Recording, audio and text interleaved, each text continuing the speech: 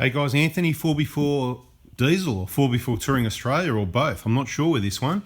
We're going to show you a problem that we've had. We did a bit of an inspection in between a couple of trips. I'll just tell you straight. This is now May 2021. This is September 19, so just, well, it's about 18 months old.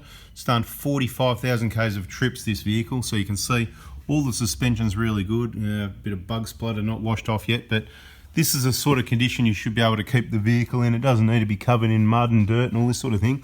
I do want to say, genuine Toyota service, look at that. I don't know if they've had any grease on that slip joint at all whatsoever. Look how dry that is. That is quite disappointing to see. All right, there's a little bit coming out there. That means, you know, a bit of lubrication there. But this, look at that, it looks bone dry, not the usual mess. We don't want the mess, but we don't want it dry either. But what we're talking about here is, see all the damage, and we've shown it to you perhaps in another video. It's a bit of a touring thing, but it's a bit of a mechanical thing. So I'm not sure what channel to put this one on, but maybe we'll work it out by the end of the video. See, 44,000 k's ago, that bolt and that washer was new. And there, I don't know if you can see it, but it's quite sort of half gone. It's really getting smashed. This isn't a new problem, we know about this. And I suppose I had myself convinced. So I suppose it's testament to the Dobinsons, these dust boots, how strong they are, okay? Make sure you watch all the other videos because there is some other information, but you can see the rocks are absolutely pelting the bolt, the washer, the shocker, which is fine, and the rubber of the boot. So eventually that'll need replacing, but these have done, 44, they went in when the vehicle was new, so about 40,000 Ks. You can see the rock spray where it really gets into everything there, okay? So what do we got? What are we going to do? Like if we do that for 2,000 or 3,000 Ks, we're not going to have any bolts left or anything else. So, of course, there's a solution for that. Over here we have a nice little bit of kit from Kaon. So what this is going to be, you can see the solution. Obviously the plate goes on and then the guard to cover all that damage, which is an awesome idea. So what we're going to do is, we're going to do a little video showing you how to install this gear. For those that don't know, Kaon, Australian company, kaon.com.au. And if you've got a four-wheel drive, particularly a Prado, but they're going into other makes and models and whatever, obviously a small business that's growing, this is going to be a brand. So this brand right here, this is going to be a brand you get to know like ARB. It's even better because it is Australian owned, Australian made. Best design, manufacturing and customer service you will find on 4x4 products in Australia. So stay tuned. I'll show you, I'll do a little video and show you how to fit these. Okay, so we're going to fit it up on the left-hand rear, and just to demonstrate how much of a serious problem this is a 17mm socket, right? That should fit on there, and it's not. It's a quality socket or whatever it is, whatever brand that one is. Anyway, whatever. It's a decent quality, so what you might need to do is just give it a, you know, I'm not in the best position here because I've got light shining in my eyes and whatever, but the point is you might need to just go like this and take some of those edges off that have been, you know, you can take the wheel off if you like, but there's no real need to take the wheel off to do this job. I don't think you need to do that, but let's just do that little, it's nearly fit, there you go, that's enough to make it fit, all right? So it's pretty serious if in a couple of trips, well, it's not a couple of trips, there's quite a lot of trips, but you know, the real outback harsh stuff, it hasn't had that much of that. It's done a lot of damage, so we need to get that off.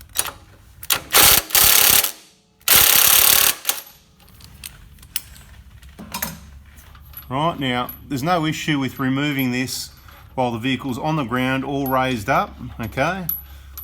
You won't have any issues there. We'll have a closer look at the damage. So you can see that can't slide off really anyway. Even if you didn't have a bolt in there, that probably wouldn't come off, but I don't recommend it. But have a look at that. Like one side's good. Look at that other, look at that. That is just completely, it's almost buy a new one. I think in the other video I might go buy a couple of new bolts anyway. I'm a minimalist, okay? So value, and if you don't need it, and I had myself convinced from other vehicles, we don't need those Kaon. The Kaon have had these for years, right? It's not a new thing. We don't need those. I went, you know, she'll be right, mate, but it's not looking at too much she'll be right, mate, though, is it? So have a look and see how these work. What I really like about this is not just that, because they could have just used that, and what eventually happens is this goes over the top, right? They could have just used that. And you know, I don't know whether I'd like that, to be quite honest. I'll be going, oh. So what they've done, they've utilised, they provide all these bits and pieces, right? This, you can easily just put your finger behind there and hold that in position and get the bolt started in there. Now, you may want to use the Loctite. I'm not going to. I'm being a bit dodgy for the video, right? Because we like to test things out, and like on a worst case scenario, if I was you, I would probably say it's going to be wise to use some Loctite on this bolt, even though we don't normally do that because we do it tight. But you don't know what tight is maybe. There will be a torque specification, which I don't know what that is. It could be 80 or I think it's 120 or something like that. But my torque specification is something more along the lines of, yep, she's tight, right? I ain't going nowhere. But I don't want you to do that because you might not have a good feel for it, and I don't want you to break a bolt. Now, what's the size of this one over here? It's certainly not that, so we'll get in there with probably not going to be this one either because it's a video. We could have checked this out first. All right, there we go. The other one is a 15 mil, right? So 15 mil. All right, just want to go.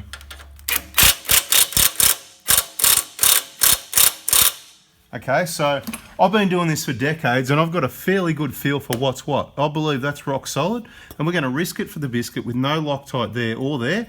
I suggest what you do is use a bit of, what is it, 264, I can't remember the numbers anyway. So next thing is we bring the guard up in place.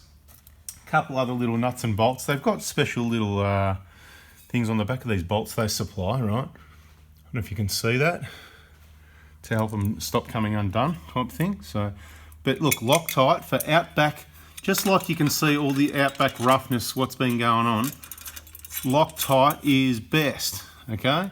Because it will just help those threads from coming undone. So why aren't I doing it? Like I said, R&T you know? There'll be another video going, oh, you know, I should have put the Loctite on, right? Now look how good that is. Now it's close to the wheel. I'll note that, okay? It is close to the wheel. I've seen that before, so we're gonna spin it because we do have some wheel weights there to see how close it is. And look, there shouldn't be wheel weights there. There just shouldn't be. And who am I gonna blame for that? Yeah, that was, look, I don't want to do it, to be quite honest. They're the wrong profile wheel weights. Totally off subject now. It's not about I can't concentrate, it's about important information, okay? So the clearance here is minimal. It really is, okay? It can be a bit more. So I'm actually going to mention to Kaon about the spacing there, but it's not a problem. You can see it clears the alloy wheel weights, right? It clears them, but only just, right? But these, mate, they're about to fall off, right? That's a whole different story. And we're going to go off topic. Here we go, right? I'm going to get the hammer. Just going to get the little hammer. I'm just going to give it a little tap, tap. You got to be careful with these. I can't even. It should be stick-ons. There should be stick-ons right here. The days of these silly wheel weights, I can't stand them, to be quite honest. Right, anyway, it's not about that. So you can see the clearance there. Have we done this up yet? See, I don't remember. See, distracted. I'm not using that gun on those, that's for sure. I'll grab another gun back in a sec. Right, so I've got the little one. It only does about 40 Newton meters, which, well, I'll let you know.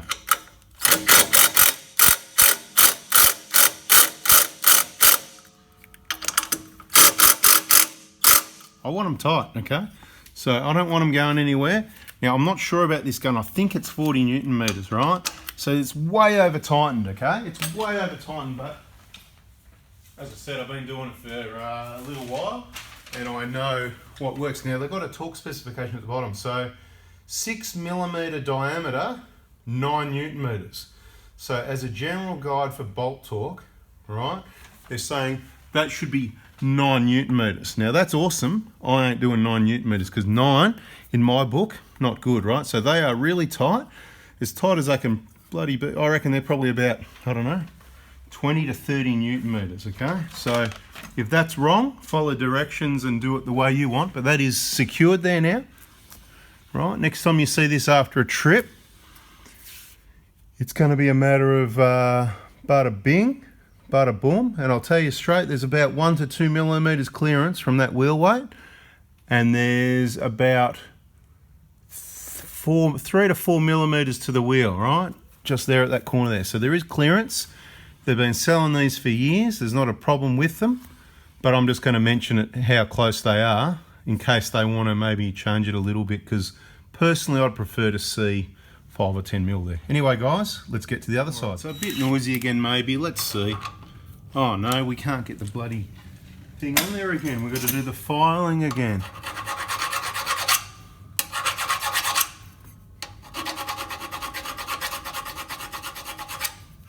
And this is the type of thing, you know, when you ask for a, oh, can I get a price on that? Right, how much is that? And I go, I don't do quotes, I do estimates. I go, it's about, you know, it's about that, you know. This is why it's about that, because, I mean, that didn't take long, but things get worse than that and it still doesn't fit, right? So this one, we're going to go away and file. To get you out of the way to do a bit more filing. Now that we've got the socket on, off she comes, right? Now, you want to have a look again at this one? Right, you can see the amount of filing we had to do, right? A few minutes, but look, there's a fair bit. See the height of the bolt there? There's bloody 20 to 30% of the bolt missing around this side, right? Anyway, that's cool. We don't have a problem with that because we have a solution. So it's simple as hold the guard there, get that started. They're easy to fit. Like I said, the clearance to the wheel, it's definitely a non-issue because these things have been out for years, and if it was a problem, they would have heard about it and changed them. But, so, you know, they may get changed, they may not, you know. I'll mention it to Kaon and they may go, get stuffed, mate, you know. We know what we're doing, you know. But no, they won't. We've got a fair idea they won't. They might go, okay, and look at it and go, and they might just change it a couple mil. I mean, look, you're not going to need more than, what's going on here? I can't even get a bolt started. It is, you know. Okay, so we just need to get that started. Like I always say, get everything started and get them both nipped in till it's sitting in its position. Right.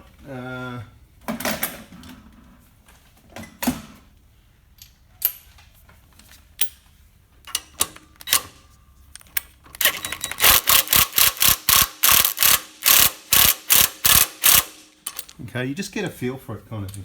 Right, now I'm not suggesting you do that at all. You probably need to get your torque wrench out, right?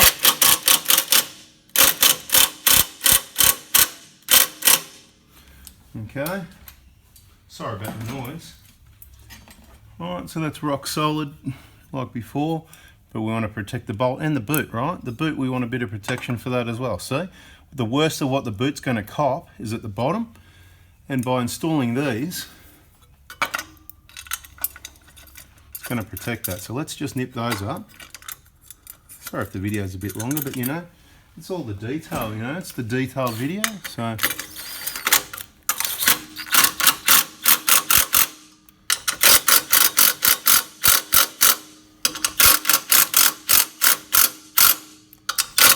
yeah, I'm a bit crazy. But I'm a crazy off-roader and I know how tight things need to be so they don't come off. And I know how tight I go. Now this one's actually got a bit more clearance. So driver's side, I'm happy with, but do you want me to let you in on another little secret? It's mainly the clearance to the wheel weight. And this is completely off topic and some people will know this, but Toyota has got its own profile to the edge of the alloy rims, okay? So when you use wheel weights, there's Slimline, there's Mag Wheel, and there's also Toyota. And guess what? This one will be a Toyota one, and that's why it seems, well, it may or may not be, but it seems like it fits on the rim a lot better. It's a different shape. It's more squared off. Anyway, more clearance at that side. You could probably even bend them and rework them yourself if you wanted to. I'm not worried. I'm going to leave it as it came out of the box. And that's a bada bing, bada boom. Now, I know you think I'm crazy because it looked like I did them up so tight, right? Well, you know, off camera, I grabbed a spanner and they actually went a little bit more. Now it was just bit. So certainly find out what the correct torque specs are for those bolts. Use those as a minimum, use Loctite. And if you've got a better hand than me, just as good or better, then you can do it by hand and sort of suss it out. For me, I'm sure that I'm over torque, even though I said I was, and then I did a bit more by hand, so it wasn't as bad as I thought. but I'm very happy with how that came up. It's going to do the job. Now, we had the Kaon sticker there. Normally I'd stick it on there, but it's going to get smashed by rocks. So I thought, bada bing, this is the best place for the Kaon sticker on the back of the diff. Look at that. Beautiful, just because we can, because it looks good. Thanks for watching, guys. Hopefully that's been a help, a solution for you if you've got the same problem. I guess these are available for other makes and models, and if they're not, they probably will be. So just inquire with Kaon. And I'm out of here. Please give us a thumbs up, subscribe, turn the bell on if you want more of this awesome information to help you out with your 4x4 touring adventures. Thanks for watching, guys. See ya. Sorry, part number for the 150 Prado is KS0014. There you go. It's also for the FJ. Check out kaon.com.au for more info. Here's, oh, there you go. It's the same for the 120 Prado, 120, 150 and FJ. All the same, guys. Bada bing.